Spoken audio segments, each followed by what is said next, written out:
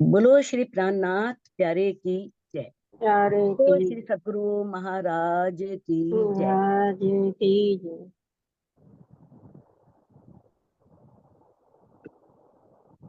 प्रणाम सुंदर साथ जी। प्रणाम सुंदर साथ जी।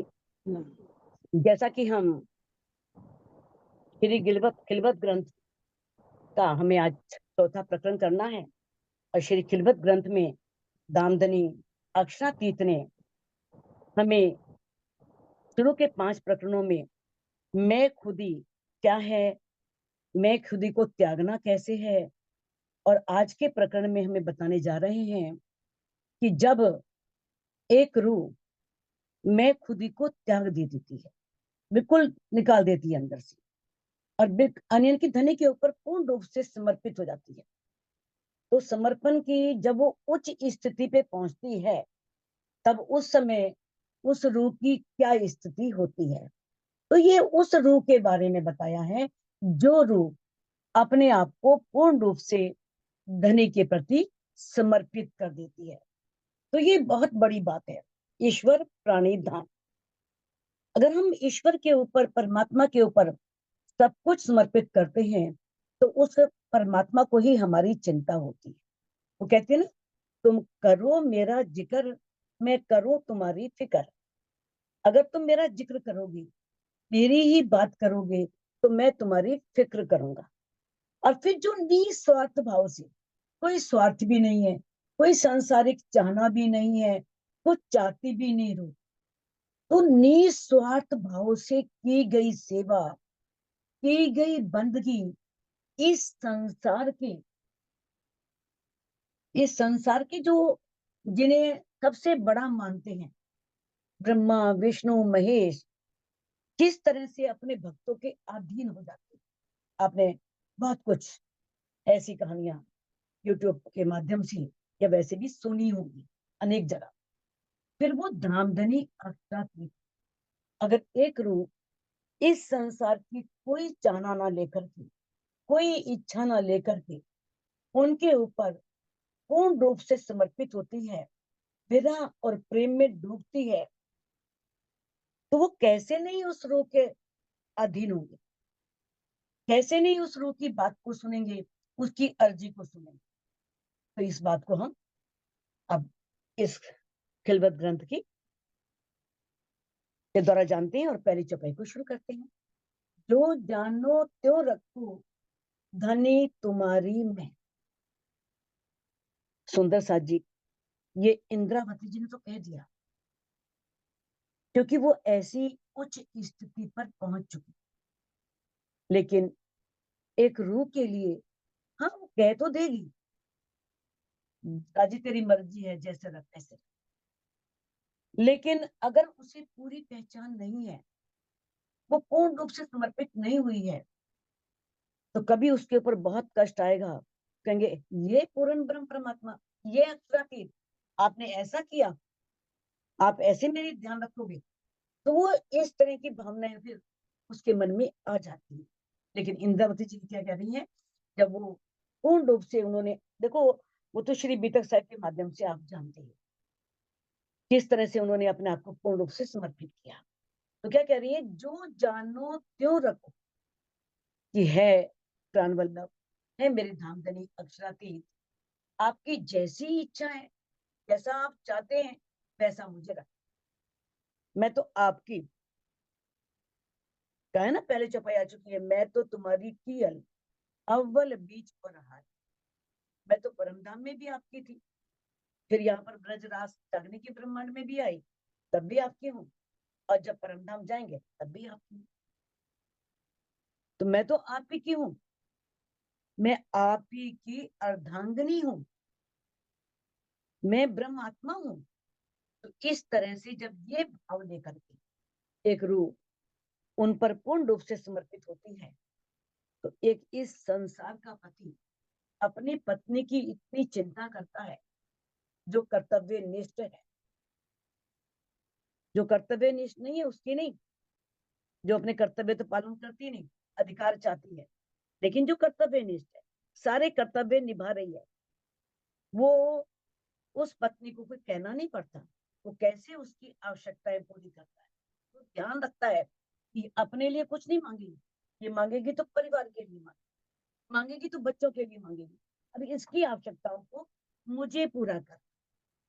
तो धामधनी अक्षरातीत भी जानते हैं कि इंद्रावती जी मांगेंगी तो सखियों के लिए मांगेंगी, रूहों के लिए मांगेंगी, अपने लिए कुछ नहीं मांगेंगे। क्योंकि उनको तो दिख चुके हैं, उन्हें दीदार हो चुका है और किस तरह से वो उनके अंदर भी है।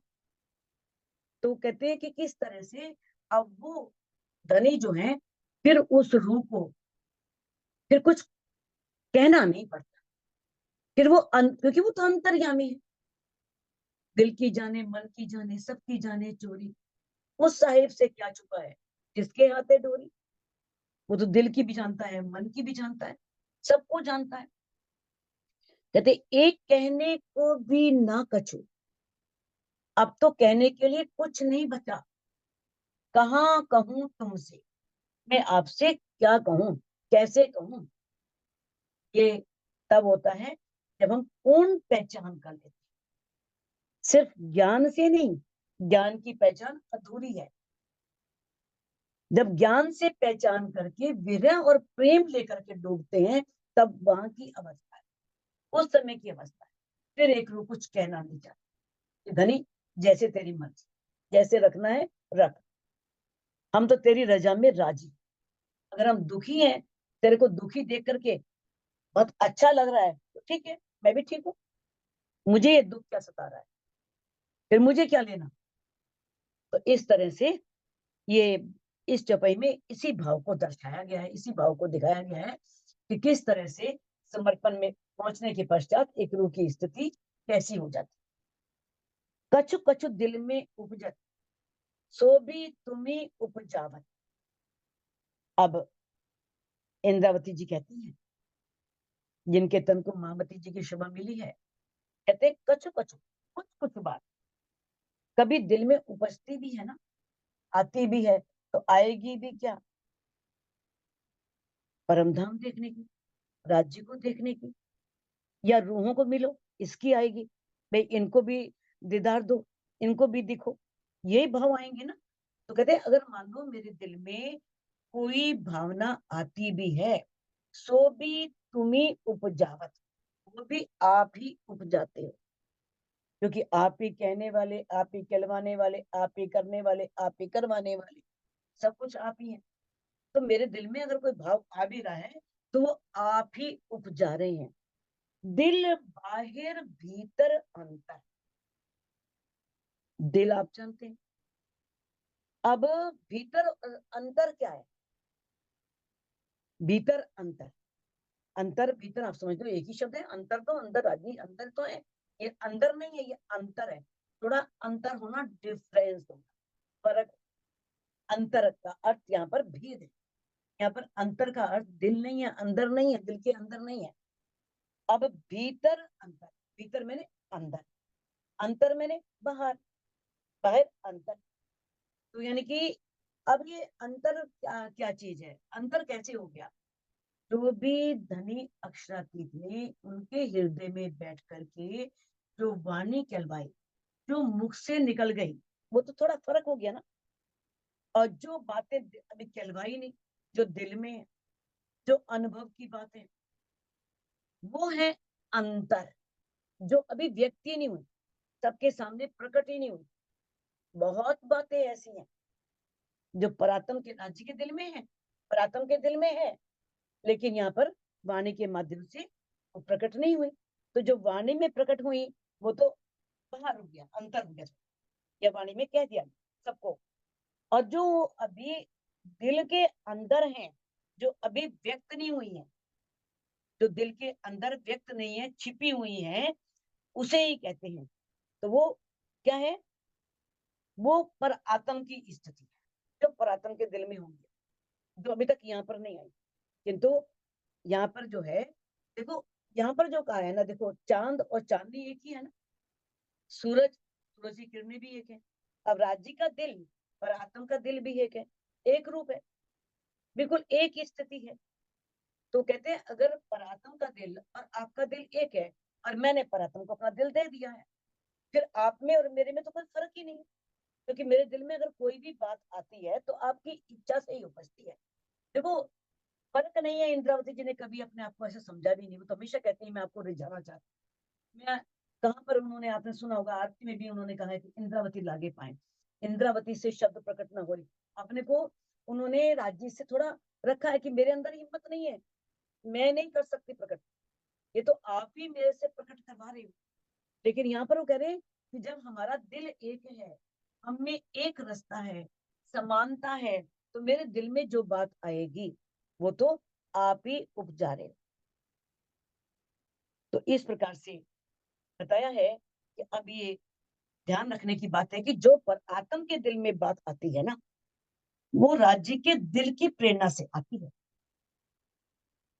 परात्म बेहोशी में, आंखें खुली हैं, दिख नहीं रहा, बोल नहीं पा रही, लेकिन उसके दिल में कोई बात आ रही है तो राज्य की प्रेरणा से आ रही है। राज्य चाहते हैं कि इसके दिल में ये बात आए। अभी कहा है किरंतन में ये चौपाई आती है, पर आत्म के अंतस्करण जेती बीतत बात, तेते इन आत्म के करत अंग साक्षात। जैसे राज्य दिल में लेते हैं ना, वैसी वो बात परात्म के दिल में आ जाती है, पर आत्म के अंतस्करण। अब पर आत्म के अंतस्करण में जो भी बात घटित होती है, वही बात हमारी आत्म, कौन सी आत्म? जागृत आत्म, जो जाग चुकी है, उसके अंग। अब आत्म के अंग क्या है? मन, चित्त, बुद्धि, अहम। अंतस्करण ही तो है उसका भी, आत्म का अंतस्करण, आत्म का दिल। तो किस तरह से वो उसके दिल में, उसके जो अंग है जो उसके दिल में आया, वही आत्म के दिल में आ जाएगा। और आत्म के दिल में आते ही उसके अंग वो साक्षात करने लगते हैं, सब कुछ उनके अंगों से साक्षात होने लगता। जो लो रखी तुम होश में, तब लग उपजत ए। अब ये कहा है, जो लो राखी, जब तक आपने, जो लो जब तक आपने मुझे होश में रखा, तब लग उपजत ए। आपने, ये होश का क्या है? देखो, परम धाम में इश्क है ना, सब जगह इश्क फैला हुआ है। अब इश्क का विलास क्या होता है ना? विलास होता है विशेष रूप में सब में विस्तृत हो जाना, फैल जाना, उसका आनंद लेना, उसमें डूबे रहना। लेकिन यहाँ पर क्या है? यहाँ पर इल्म का विलास है। कई को धनी इतना इल्म दे देते हैं कि वो इल्म के आनंद में ही डूबी रहती है। यहाँ पर इल्म है, ज्ञान के द्वारा पूरी जानकारी है, परम धाम की जानकारी भी है, राज्य की जानकारी भी है तभी। तो इसीलिए इल्म की बात है ना, इल्म के द्वारा जो पहचान है उसी को होश कहा गया है। जब लग राखी होश में, क्योंकि ये माया ऐसी है कि एक झटके में बेहोश कर दे, अपनी तरफ खींच लेती है। लेकिन धनी का इल्म ऐसा है कि वो एक रूह को सावधान रखता, उसे होश में रखता है। वो माया की तरफ उसे, वो भाग नहीं सकती। अगर इल्म नहीं होगा तो फिर माया रहेगी रहेगी, माया की फरामोशी रहेगी रहेगी, माया अपने में डूबे रखेगी। तो ऐसी स्थिति में एक रूह मांग भी सकती, क्योंकि उसके अंदर क्या है? फरामोशी है ना। जब तक बोली नींद में, तब तक नहीं दोष, जब जागी हक इल्म में, तब जब भूली तब अफसोस।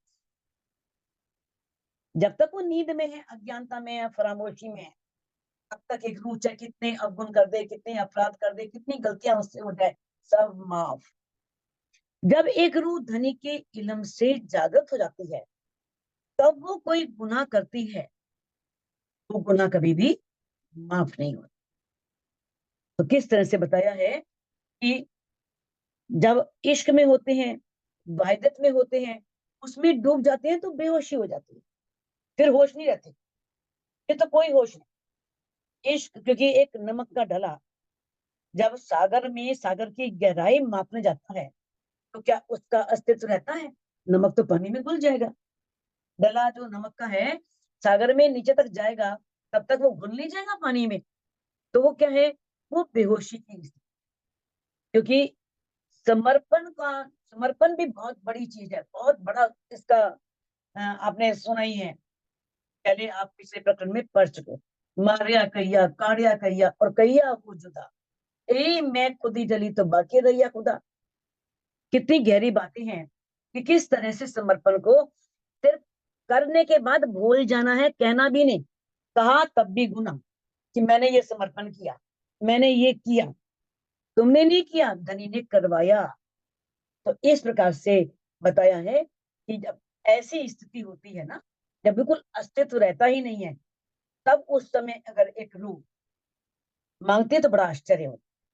फिर आश्चर्य की बात, अब एक पत्नी पति की स्थिति को जानती है कि मेरा पति जो है बहुत समर्थ है, दे सकता है, बहुत बलशाली है, फिर भी वो पति के सामने अर्जी करती है, प्रार्थना पत्र लिखती है कि पति देव, रो रही है कि पति देव, मैं इसको तो भाई बहुत जरूरी है, मैं तो कहीं जाना है, मुझे एक अच्छी साड़ी लेके दो। तो पति हंसेगा नहीं कि भाई तुम मुझसे मांग सकते है, तुम कितनी मर्जी साड़ियां लिया, तेरे को मना है कोई। अब दामदरी अब क्या थी, इतनी समर्थ है, इतनी कादर है, सब कुछ दे सकते हैं, फिर उनसे हम कटोरा लेकर के भिक्षा मांगे तो हंसेंगे नहीं कि एक रूह जो है किस तरह से कटोरे लेकर के भिक्षा मांग रही है, क्योंकि इसने अभी अपनी निस्बत की पहचान नहीं। तो अगर हम मांगते भी कुछ है ना, देखो पहले उन्होंने मांगा, मांगा तू मेरे दुल्हा मन कर करम वचन, ए जिन तुम खाली करो मैं अर्ज करूं दो। तब भी मांगा तो क्या मांगा, प्रेम दर्द इश्क, प्रेम दर्द इश्क तुम्हारा, फिर मांगू फिर। बार बार मांग रही है कि मुझे प्रेम दो, दर्द दो, इश्क दो। किस तरह से मामती जी प्रार्थना कर रही हैं कि मुझे ये दो। और लेकिन आगे ऐसी स्थिति आती है कि वो प्रेम पे नहीं मांगना चाहती कि मेरा अधिकार है, क्यों मांगू, मुझे मिलना चाहिए। जब पहचान होती है तो कितने दावे से कहती हैं, आपा को उलखावी मेरे वाला है दर्पण दाखो जो प्राणनाथ। कहते हैं आप खुद सामने खड़े हो और मेरे आगे दर्पण रख रहे हो कि शीशा रख रहे हो। मैं कृष्ण के तन में आया था, मैं ब्रज में आया था, मैं रास में आया था। कहते दर्पण नो के काम पड़े जो पहरिया हुए कंगन। अगर कंगन हाथ में पहना है, कंगन तो हम खुद अपनी आंखों से देख लेंगे, शीशे की जरूरत क्या है। आप मेरे सामने साक्षात हो, अपनी आपकी पहचान हो गई है, फिर भी आप मुझे अड़ा कर रहे हैं। तो ये कब की स्थिति है, पूरी पहचान होने के बाद की स्थिति। अब वो कहती है मैं मांगत डरत हूँ, सो भी डरावत हो तुम। अब मामती जी कह रही हैं कि मैं मांगते हुए, इंद्रावती जी कह रही हैं जिन्हें मामती जी शिवा मिली है। देखो मामती को इंद्रावती को बात एक है, जहां पर उन्होंने पुरुष भाव में कहा है तो वहां मामती आ जाएगा, जहाँ स्त्री भाव में कहा है तो वहां इंद्रावती जी की आत्म का नाम आ जाएगा। तो जहां पर वो डर रही हैं तो वो इंद्रावती जी की आत्म, मैं मांगत डरत हूँ, सो भी डरावत हो तुम। मैं मांगते हुए बहुत डरती हूँ आपसे, और वो भी डराते आप ही हो। कहते मैं मांगे तुम्हारी तुम पे, ना तो क्यों डरे अंगना कसम। कहते आपने जो अपनी मैं दी है, तो आपकी अपनी मैं मुझसे कुछ मंगवा रही हूँ, मैं तो आपकी मैं लेकर के आपसे कुछ मांग रही हूँ। ना तो क्यों डरे अंगना खसम, नहीं तो एक अंगना, जब मैं आपकी अर्धांगिनी हूँ, आपकी पत्नी हूँ, तो आपसे कुछ मांगने में क्यों डरूं, मुझे क्यों डरना है, मैं आपसे मांगने में क्यों डर रही हूँ। क्योंकि परमधाम में तो आत्म राज्य और परात्म का स्वरूप बिल्कुल एक है, अच्छातीत और परात्म दोनों एक है, कोई भेद ही नहीं है। तो वहदत में तो एक स्वरूप है, डरने की कोई बात ही नहीं है, कोई सोच ही सकता कि डरेगी, क्योंकि दोनों एक है। लेकिन इस नश्वर जगत में जब एक रूह आती है तो शरीर का, जीव और संसार से किस तरह से अपने आप को अलग मान करके, जब वो, देखो जब तक वो शरीर भाव में है, जब तक वो जीव भाव में है, तब तक तो कुछ नहीं। जब वो इन सब से अलग होकर बिल्कुल वहदत में आ जाती है, एक रूपता मानती है, तो उस समय अगर वो कुछ मांगती है, जब बिल्कुल एक रूप हो जाए, तो समझ जाए कि मेरा निस्बत है, मेरा अधिकार है, फिर भी कुछ मांगती है तो उस पर गुनाह लगे। क्योंकि जब एक है तो कौन किसकी इच्छा पूरी करेगा, कौन मांगेगा, कौन मांगे और कौन दे। देखो ऐसा ही इस संसार में होना स्वाभाविक है।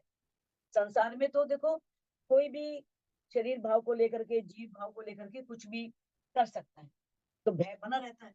देखा होगा अक्सर धर्म लोग करते हैं, डर से ही करते हैं, मगर अधिकांश लोग डर से ही करते हैं। अरे अरे मंदिर में गए ना, पेपर देने जा रहे, पेपर अच्छा नहीं होगा।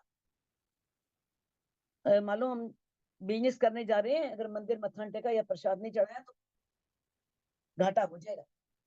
अरे होना है तो होगा ही होगा, चढ़ाओ मत चढ़ाओ। लेकिन भय से करते हैं, डर के कारण करते हैं, लेकिन डर से नहीं करना, निस्वार्थ भाव से करना है। तो किस तरह से, अब कहते हैं ऐसी स्थिति में अगर राज्य से कुछ मांगते हैं तो फिर हमें धनी के जो इष्ट के स्वरूप हैं, वैदत के स्वरूप हैं, उनके ऊपर एक धब्बा लगा, एक कलंक लगा। तब कुछ नहीं मांगना पहचान के बाद। मुझे पता है मुझे इस रूप को क्या देना है, कितना देना है, कब देना है, हमें नहीं पता, उन्हें पता है कब ऐसी स्थिति आएगी इसकी कि इतनी मजबूत हो जाएगी।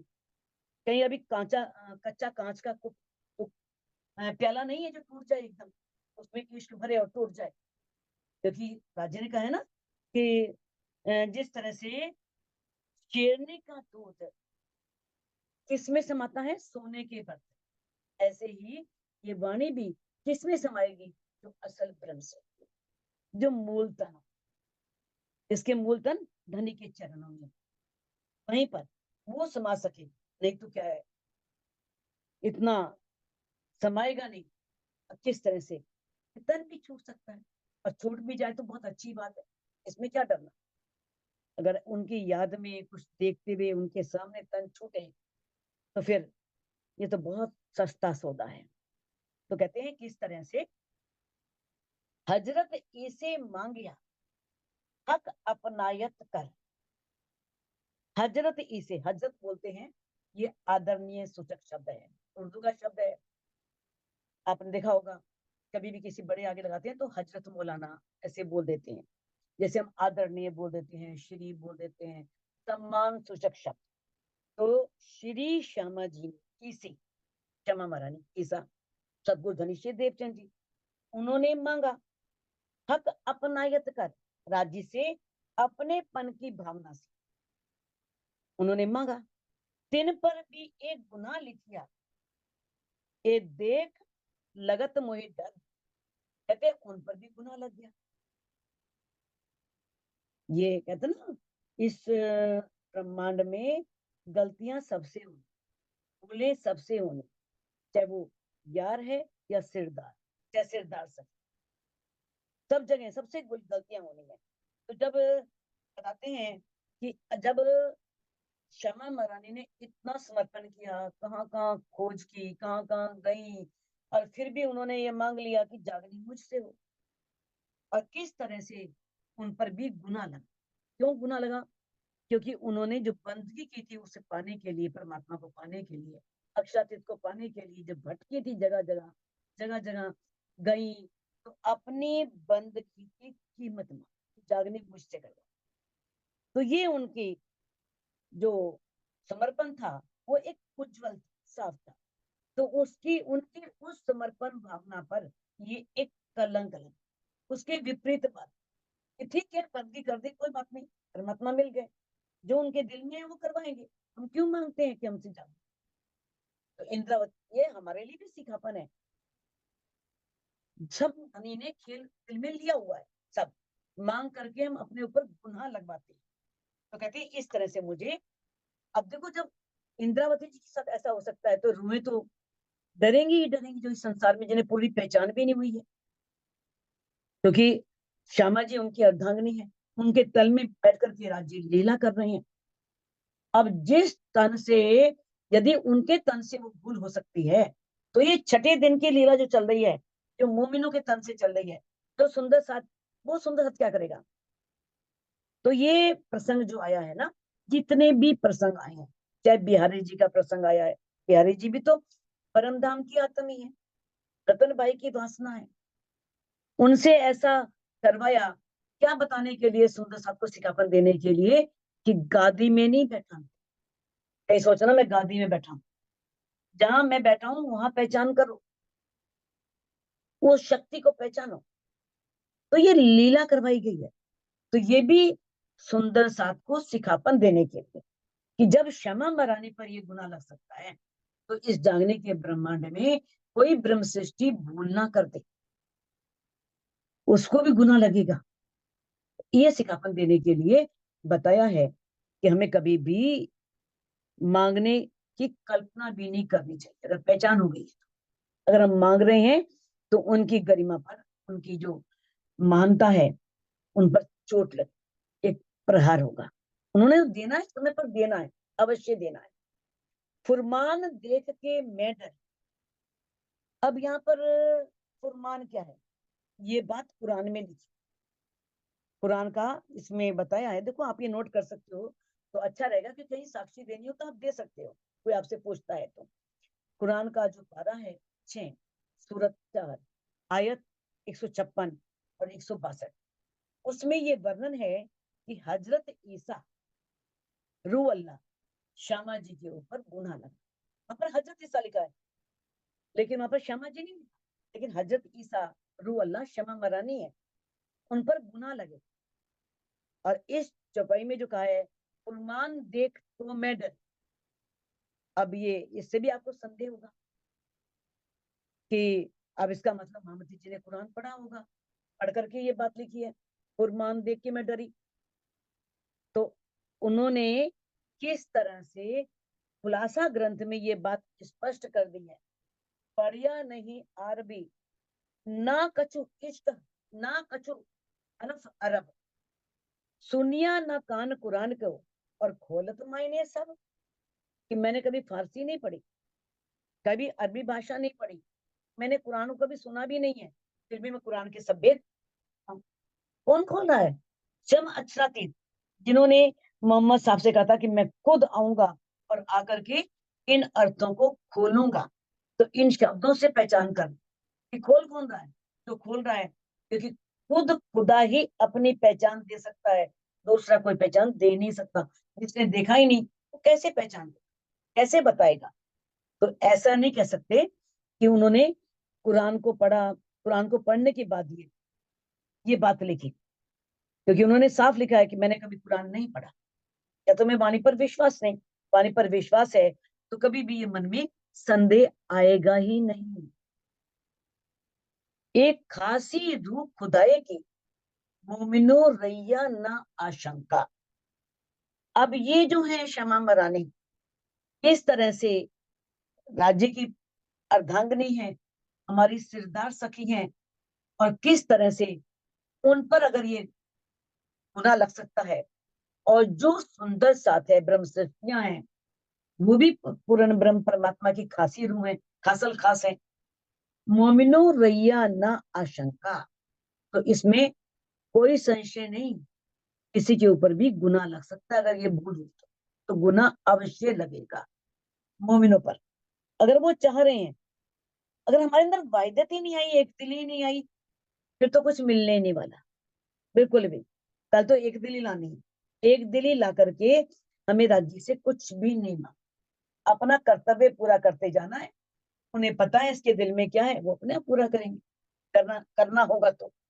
लेकिन हमें नहीं करना, हमें नहीं कहना अरे मैं तो 3 साल 15 साल हो गए, 10 साल हो गए, मैं चित्त नहीं बैठी, मुझे कुछ दिखा ही नहीं, पता नहीं जीव पर कितने संस्कार है, वो संस्कार मिटते ही दैनी का दीदार हो जाएगा।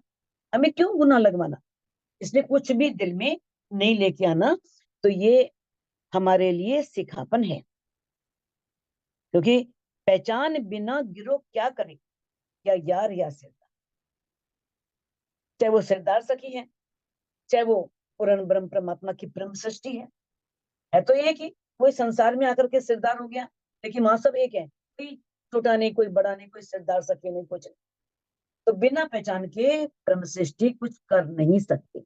और जब पहचान हो जाए, पहचान करके गुनाह करती है तो गुनाह लगता है, ये अपराध अवश्य लगता है। तो डर बड़ा मोहे लगत, गुनाह कैया इन पर।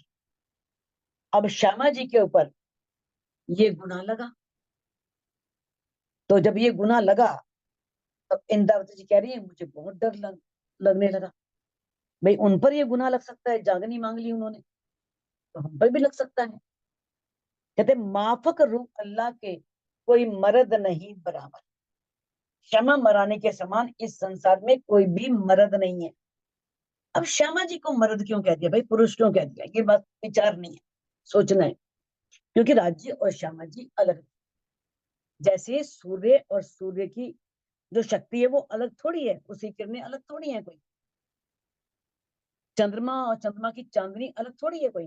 चंद्रमा निकले हम चाहे चांदनी हो जाए आकाश में, कैसे हो जाएगी। हम सोचे सागर ना हो लहरें उठे, कैसे उठे, एक है ना। तो इसी तरह से जैसे शक्तिमान के अंदर शक्ति होती है, वैसे ही श्यामा जी के दिल में प्रीतम अच्रातीत विराजमान, और प्रीतम प्रीतमा दोनों अलग नहीं है, एक ही है। तो इसलिए उनकी शक्ति को मर्द कहा है, क्योंकि कहा है ना दूजा मर्द ना कहा वही। कहते एक मेहंदी पाक पूरन खेलसी ब्रजरास जागने मिल 36,000 सही। और वैसे ग्रंथ साहब में भी कहा है पारब्रह्म को मर्द कहा है, बाकी सभी सभी नार हैं। सभी कहते हैं सभी आत्माएं हैं, परमात्मा एक है। मर्द वास्तव में पुरुष वो ही है, बाकी सब आत्माएं हैं। देखने वो पुरुष भी हैं स्त्री भी हैं, लेकिन आत्म भाव में वो सभी स्त्रियां हैं। तो किस तरह से पुरुष का जो मतलब है वो क्या है कि वो ब्रह्मपुरी में सब जगह पूर्ण है। पुरुष शेनाथ इति पुरुष है, जो अपने में पूर्ण है वो पुरुष है, उसे पुरुष कहा जाता है। जिसमें पुरुषार्थ है, सामर्थ्य है, जो अपने आप में पूर्ण है, उसे कहते हैं। तो इस तरह से श्यामा जी, सखियां, राजी सब एक हैं, अगर मार्फत की दृष्टि से देखें तो। उनके अलावा कुछ नहीं है। कहते हैं ना, इस तरह से खुलासा ग्रंथ में कहा है, खिलौने जो हक के सो दूसरा क्यों कहलाए। जितने भी खिलौने हैं, चाहे खूब खुशहालियां हैं, पशु हैं, पक्षी हैं, जितने भी हैं जो लीला करने वाले, सब राज्य, दूसरा कोई नहीं है। एक जरा कहिए जो दूसरा, जो हक बिना हुए इब्तिदाई। दूसरा तब कहे ना जब परम धाम में, इब्तिदाई में, परम धाम में, मूल में राज्य के बिना कुछ हो तो राज्य ही है सब कुछ। वो पूर्ण परम परमात्मा, वो अक्षरातीत है। वो लीला रूप में करोड़ों रूप धारण करता है, अनेकों रूप धारण करता है। तो इसलिए जन्म महारानी को यहाँ पर मर्द कहा गया है। एक खामद है अर्स अजीम का, आदि हमारा सोई। श्यामा जी परम धाम की खामंद हैं, अर्स अजीम की। खामंद मैंने स्वामिनी, स्वामी स्वामिनी में फर्क नहीं होता। एक खामद है अर्स अजीम का, श्यामा महारानी जो है वो क्या है, वो परम धाम की स्वामिनी है। आदि हमारा सोई, और हमारी वो आदि है, उन्होंने ही हमें निर्देश देती है। क्योंकि ये वाणी चाहे दूसरे तन से उतर रही है, लेकिन जामा तो रूह अल्लाह का ही है ना। रूह अल्लाह दो जामे पहन, है ना, दो जामे पहनेगी ना। तो उस तरह से ये वाणी, ये जो है ना, ये रसना श्यामा जी की है। पिलावत रस रब का, ये हमें रब का रस पिला रही है। तो किस तरह से वो हमारे हादी हैं, हमें वो किस तरह से हिदायत करते हैं, हमें निर्देश करती हैं, मार्ग दिखाती हैं। इस मानद 14 तबक में न तो हुआ है न हो सी कोई। मानंद कहते हैं बराबर, उनके बराबर इस 14 लोक के ब्रह्मांड में ना कोई हुआ है ना कोई होगा। जैसे अक्षर ब्रह्म है, वो अक्षरातीत का दायां अंग है, सत अंग है। उनकी लीला कहाँ होती है, बेहद में होती है। और श्यामा जी जो है उस अक्षरातीत का आनंद अंग है, और आनंद की लीला परमधाम के अंदर होती है, वो तो बात नहीं होती। इस कारण उन्होंने कहा है अर्ज का खामिंद स्वामिनी। जो श्यामा जी कहती है वही होता है। राजी कहते हैं श्यामा जी से कहते हैं पूछो सखियों से कहाँ जाना है, वहीं चलेंगे। तो हाथी का अर्थ क्या है, हिदायत करना। और किस तरह से मुखवाणी में कहा है, इमाम ज्यादा दिन से जिन सबो पहुंचाए हक। तो किस तरह से ये बात भी कह रही है, चाहे श्यामा जी बड़ी है, स्वामिनी है, लेकिन इमाम मेहंदी जो है वो इनसे ज्यादा है।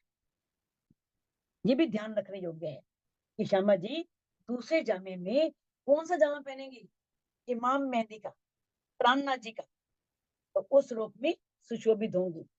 तो किस तरह से उन्होंने ही, श्यामा जी ने ही इंद्रावती जी के अंदर बैठ करके ये सारी वाणी चलवाई है। ये लीला,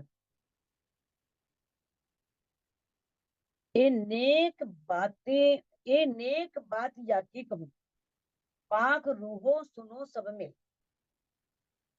कि पाक रूह, रूहें सब पवित्र हैं, आत्माएं सब पवित्र हैं।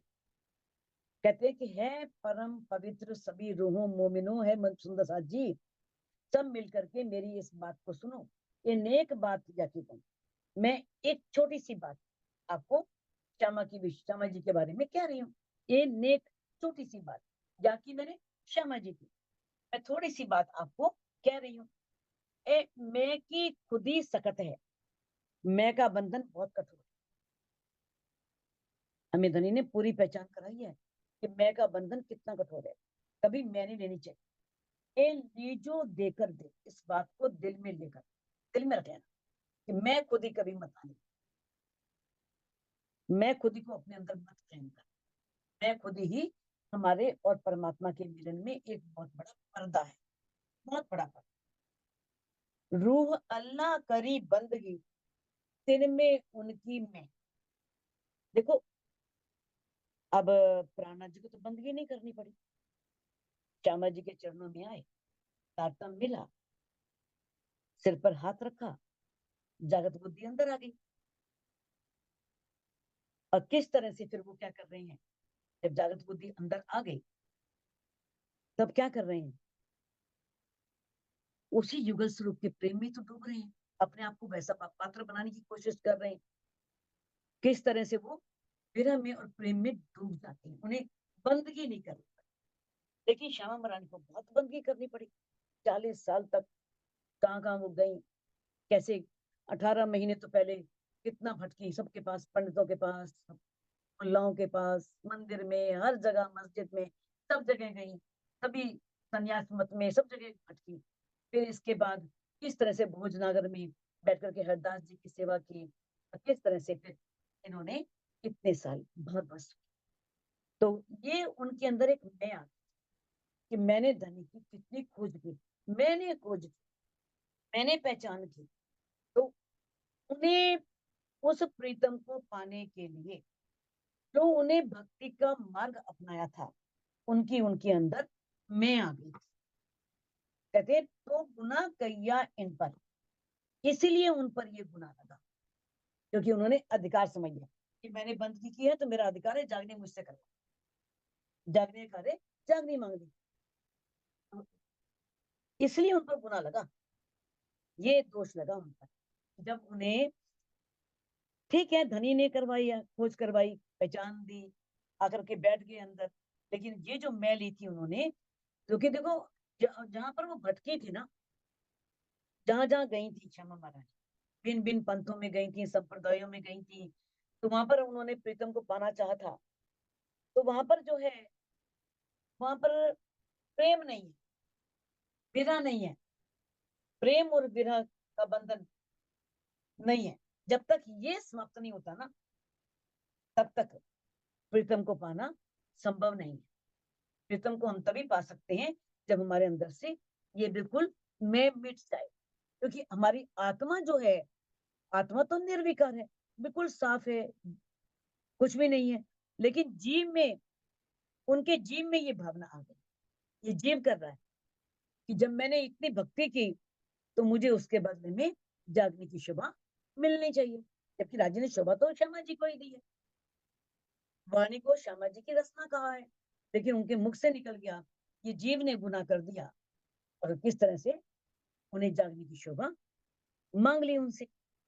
अब यही गुनाह का कारण है, यही गुनाह है, क्योंकि जीव के अंदर जो अहम की भावना जोर पकड़ती है, अहम मैं, ये जीव करवाता है, क्योंकि कहीं कहीं जगह जीव अपना कार्य भी करता है, किंतु उसका दोष कैसे जुड़ता है, आत्म के साथ जुड़ जाता है, क्योंकि आत्म जीव पर बैठी है, तो जीव का गुना आत्म के साथ जुड़ गया और इसलिए उनको गुना लगा। मेरे ना कछु बंदगी ना कछु करी करनी। अब धनीश्री देवचंद जी ने तो बंदगी की थी और उस बंदगी को करने के लिए उन्होंने बहुत कुछ किया भी था, करनी भी की थी। कहते मैंने तो ना कोई बंदगी की है ना मैंने कुछ किया है आपको पाने के लिए। किया तो बहुत कुछ है, सब कुछ त्यागा, परिवार त्यागा, सब कुछ त्यागा, अपने को कसौटी पर कसा, इस तरह से सब मित्रों को छोड़ा, सब कुछ छोड़ा सिर्फ किस लिए कि मुझे दीदार नहीं हो रहे, मेरे सदगुरु को दीदार हो रहे हैं। लेकिन वो क्या कह रही है कि मैंने तो कुछ करनी करी नहीं, मैंने तो कुछ बंदगी की ही नहीं, क्योंकि उन्होंने जैसे ही उन्हें ज्ञान मिला उन्होंने सीधा जुगल स्वरूप के प्रेम में कहती मैं डूब गई। इंद्रावती से कह रही है मैंने तो आपका ध्यान करना प्रारंभ कर दिया और उसके बदले में मुझे क्या मिला कि मैं प्रेम की राह को जान गई और मेरे अंदर परात्म की मैं आ गई और मैं उसी मैं में विलीन हो गई। तो इसके उल्टा जो देवचंद जी थे उन्होंने धनी को पाने के लिए अनेक पंथों में घूमे थे, अनेक धर्मों का उन्होंने आचरण किया था, उसका अनुसरण किया था। इसीलिए उनके अंदर बंदगी और करनी, उन्हें करनी भी पड़ी और बंदगी भी की उन्होंने। किस तरह से उन्होंने हरदास जी की कितनी भक्ति की, कितना उनके सारे मंदिर को साफ करना, कपड़े धोना, उनको नहलाना, सारा सुबह से शाम तक वो किस तरह से परिक्रमा करते थे, 3-3 घंटे सुबह उठ के आ जाते थे रात को। तो उन्होंने करनी भी की थी, बंदगी भी की थी। तो इस कारण से जो मूल निस्बत थी, तो उस मूल निस्बत से जीव जो है अपनी, यानी कि आत्मा जो है ना वो धनी से अपनापन लेकर के, वो जो उसका निस्बत अनादि काल से है वो, और वो रहेगा भी, वो अनंत काल तक भी रहेगा। ये संसार खत्म हो जाएगा, ब्रह्मांड खत्म हो जाएगा, परम धाम में चले जाएंगे तब भी वो रहेगा। लेकिन जीव जो है संसार, इसकी मैं को छोड़ना बहुत आवश्यक। धनी के अपनेपन को जो छोड़ता है वही प्राप्त कर सकता है, दूसरा उसे अपनेपन को प्राप्त नहीं कर सकता। मैं थी बीच लड़कपने धनी तुम्हारी पढ़ायल। अब इंद्रावती जी कह रही हैं मैं तो लड़कपने में थी। अब लड़कपने का मतलब बहुत आता है, तो यानी कि इसके कई अर्थ हो जाते हैं, ना समझी भी बोल देते हैं, नादानी भी बोल देते हैं। लेकिन यहाँ पर जो लड़कपने का अर्थ है वो भोलापन, कि उस समय में मैं नादान थी, भोली थी, ना समझ थी, मुझे समझ नहीं थी। ये दूसरी समझ नहीं है, अज्ञानता नहीं है। ना समझ का मतलब यहाँ पर सरलता से लिया गया। धनी तुम्हारी पढ़ाई, आपने जो मुझे बताया मैं आपके निर्देशों पर चलती रही, क्योंकि आपने जो मुझे बताया था मैं उसके अनुसार उन्हीं निर्देशों पर पढ़ाई, मैंने आपके निर्देशों को ही पालन किया। मेरे उम्मीद न आशा बंद की। अगर समर्पण की दृष्टि से इंद्रावती कह रही है देखूं तो किस तरह से मैं आपके ऊपर इतना आश्रित थी, मैं आपकी हर बात को मानना, आपकी तो ऊपर मैं आश्रित रही कि मुझ में आपकी भक्ति करने की भावना भी नहीं आई। वो बाद में पछताई ना, मेरे धनी धाम के दूल्हा, मैं कर ना सकी पहचान, मैं तो आपकी भक्ति भी नहीं कर पाई, मेरे अंदर इच्छा ही नहीं आई कि मैं कम से कम आपकी सेवा करूं। कहते हैं कि इस प्रकार से अब मैं उम्मीद न आशा बंद, ना मैंने कोई ऐसी उम्मीद रखी, मेरे अंदर उम्मीद जागी ही नहीं, और ना ही मेरे अंदर कोई बंदगी की आशा थी कि मैं इनकी बंदगी करूं, भक्ति करूं। हक तुम्हारी निवाजल, ये भी आपकी निवाजल है, आपकी बख्शीश है, ये भी आपका एक इनाम है, पुरस्कार है कि मेरे अंदर वो मैं आ ही नहीं पाई, क्योंकि मैंने भक्ति की, मेरे अंदर इच्छा ही नहीं आई भक्ति कर। शायद भक्ति आती तो मेरे अंदर तक, मैंने तो उनकी इतनी सेवा की और फिर ऐसा उन्होंने किया। कहते ये भी हक तुम्हारी निवाजल। निवाजल के बहुत अर्थ हैं। निवाजल का अर्थ प्रार्थना भी है, कृपा करना भी है, कृपा करने वाला भी है, पुरस्कार देने वाला भी है, बख्शिश करने वाला भी। तो आप ही बख्शिश देने वाले हैं, ये आपने मुझे गिफ्ट दिया, उपहार दिया, और आप ही कृपा करने वाले हैं, आप ही निवाजल है, या आपने मुझ पर कृपा की है कि मेरे अंदर वो मैं नहीं, और मैं किस तरह से आपने मुझे शुरू से ही पराक्रम की मैं दे दी और मेरे अंदर कोई इच्छा भी पैदा नहीं हुई कि मैं उनकी भक्ति करूं, मैं उनके प्रति पूर्ण रूप से समर्पित हो सकूं। तो जब जिसने किया ही नहीं, वो क्या मांगेगा, क्या किस तरह से मांगेगा। मैं जो मांगी बेखबरी, तो उम्मीद पूरी कब तुमसे। अब कहते जो मैंने बेखबरी में, ना समझी में, नाम जो मैंने आपसे मांग लिया, जो भी मैंने ना समझी में मांगा, तो उम्मीद पूरी सब तुम। वो सारी मेरी उम्मीदें भी आपने पूरी की, आपने मेरी इच्छाओं को पूरा किया। मुझे समझ नहीं थी, ना समझी में मैंने आपसे कुछ मांगती गई, चाहती गई, धनी का दीदार हो, धनी मिले या कुछ भी, तो वो चाह रहे थे, उनका विरह और प्रेम ही था। वो आपने मेरी उम्मीद पूरी की। तब उस खुदी की मैं को दिल चाहिए किया होगा, तब मेरे अंदर जो मैं खुदी आई, कौन सी मैं खुदी आई, पर आत्म की मैं, अपनी मैं नहीं आई, पर आत्म की मैं। तब उस पर आत्म की जो मैं मेरे अंदर आई थी, उसे आपने मेरी इच्छा अनुसार, जैसे इंद्रावती जी के दिल में इच्छा थी, तो उसे आपने हुक्म दिया, आपने उसे सही जगह पहनाया, सही रूप दिया। अब संसार से बेखबर होने का अर्थ क्या होता है, कि संसार की कोई सुध ना रह जाना, कोई होश ना रहना, बस प्रेम में ही डूबे रहना। प्रेम के द्वारा ही संभव होता है। जब कोई व्यक्ति उस परम पूर्ण ब्रह्म परमात्मा के प्रेम में डूबता है, तब उसे संसार की खबर नहीं होती। जो शरीर और जीव भाव से बिल्कुल ऊपर हो जाता है, जो रूप परात्म का श्रृंगार ले लेती है, कर लेती है, तो आत्मा अपने उस पार ब्रह्म के प्रीतम के प्रेम में ही डूब जाती है। इसे ही कहा है मैं खुद। प्रीतम के प्रेम में डूबने पर उनकी अपनी मैं खुदी नहीं थी, वो परात्म की मैं खुदी थी। और किस तरह से उन्होंने अपने अस्तित्व को परात्म में विलीन कर दिया, वो एक रूप हो गए। तो श्री इंद्रावती जी के दिल में सिर्फ एक ही इच्छा थी, धनी के दीदार की, कि मैं उनका दीदार करूं। जागने की इच्छा नहीं थी।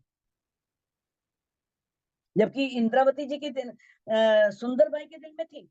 सुंदर बाई देखिया दिल के दीदो माहे, धाम रास।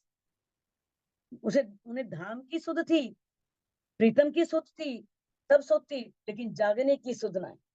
उन्हें जागने की सुध नहीं।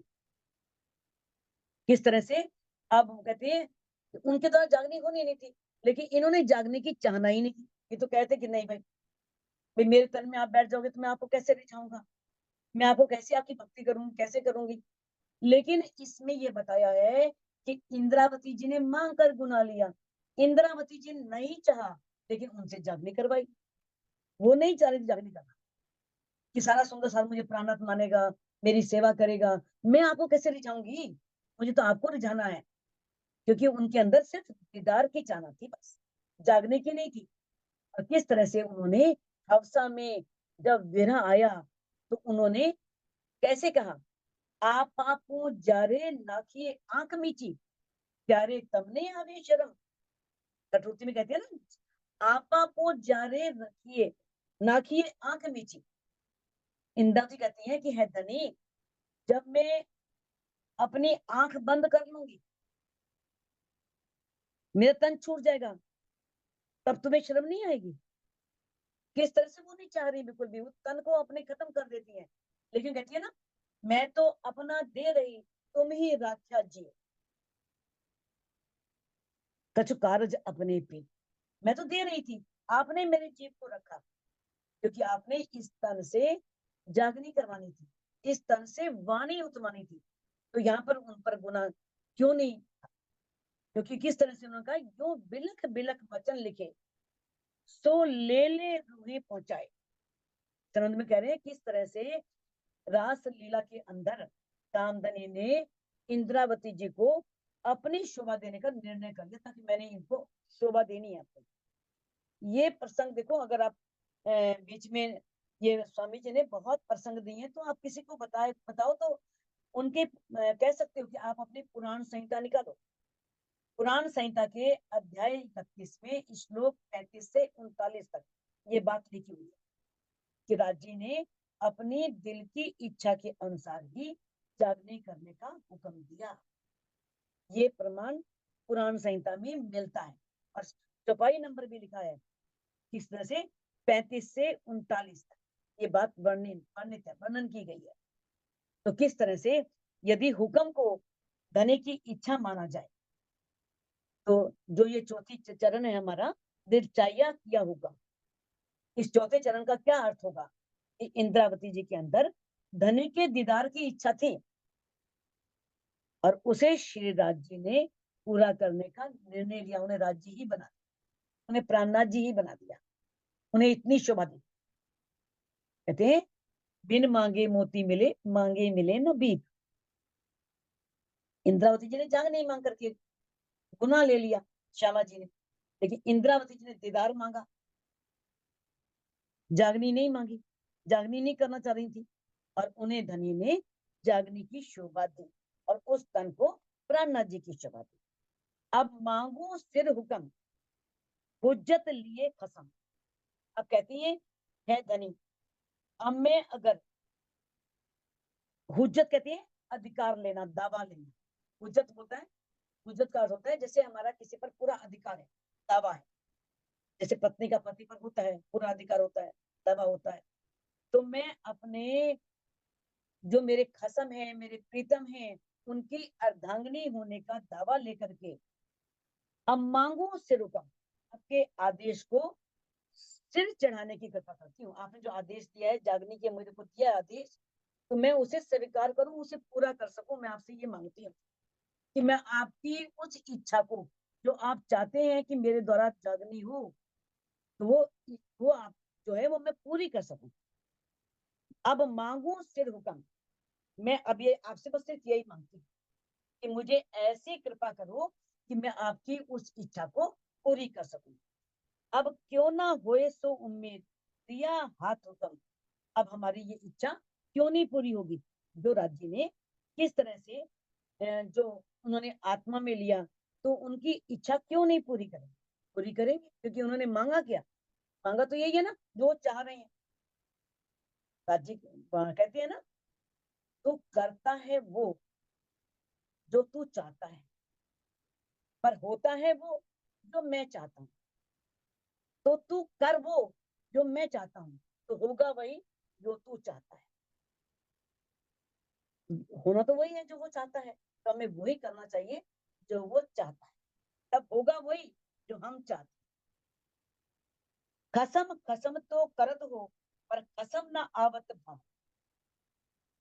अब कहते हैं कि हम बार बार कहते हैं राज्य राज्य राज्य, प्रीतम प्रीतम, रट तो लगाते हैं, रट तो अवश्य लगा रखी है, पर कसम ना आवत भार। लेकिन आठों पहर आपको अपने दिल में प्राथमिकता नहीं देते, उन्हें प्रधानता नहीं देते, महत्व नहीं देते, कोई भार, कोई उन्हें हम पहले स्थान पर नहीं रखते। ना हुज्जत रूह हर्ष की, तो होत न दिल करार। जब ऐसा करते हैं, जब हम राज्य को पहले दर्जे पर रखेंगे नहीं, पहले दर्जे पर अपने परिवार वालों को रखेंगे, बच्चों को रखेंगे, सब कुछ करेंगे, तो हम परमधाम की आत्मा का दावा ले ही नहीं सकते।